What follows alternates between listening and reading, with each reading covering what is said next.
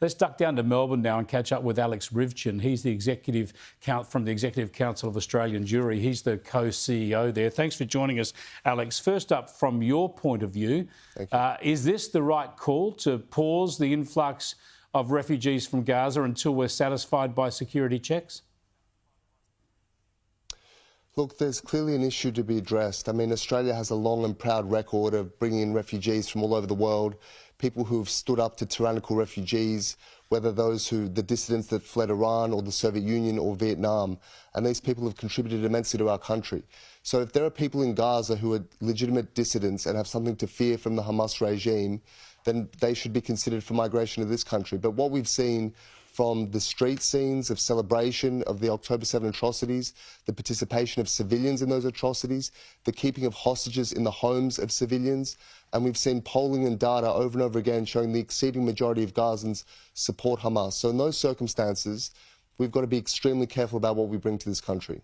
Yeah, it's also the case, not to put too fine a point on it, we know from reporting that dissidents in Gaza tend not to survive. They are either quiet or they're eliminated by Hamas. Isn't that the case? Well, that's right. There isn't any, democratic institutions. There's no NGOs or opposition.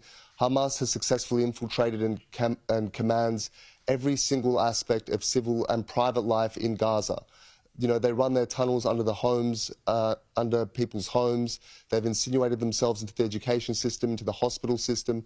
Hamas is absolutely everywhere. There's no opposition. They sorted that in 2006 when they evicted Fatah with brute force. So it's difficult to see people in Gaza actually being legitimate dissidents to that regime.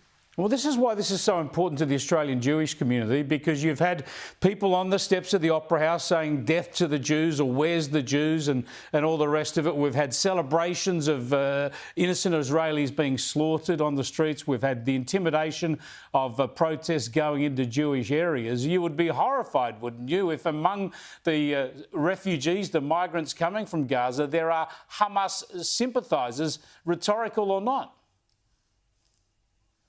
Well, that would be horrific. And, I have great sympathy for Palestinian civilians in Gaza who are affected or displaced by the war, certainly. But again, we have to be realistic about the ideology that's been imposed on these people through 16 years of absolute Hamas rule. And they draw no distinction between Israelis and Jews. If you listen to the recordings of the October 7 atrocities, they speak only of Jews. And this is what's then fed to the people. So we need to be very concerned about what sort of ideology we're importing into this country. We have to be generous, we have to be humane, but national security is, of course, paramount.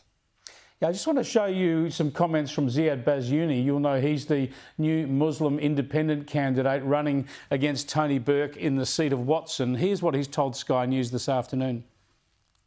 The only way I can characterise it would be political, racist dog whistling. That's his assessment of what the opposition is proposing. Your reaction?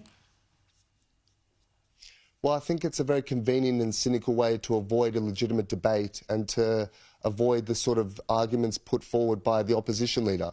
No one is suggesting a ban on Arabs to this country. No one is suggesting a ban on Muslims to this country.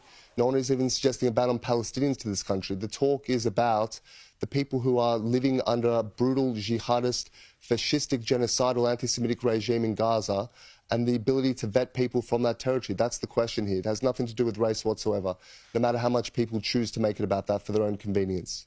Alex, thanks so much for joining us. I appreciate it.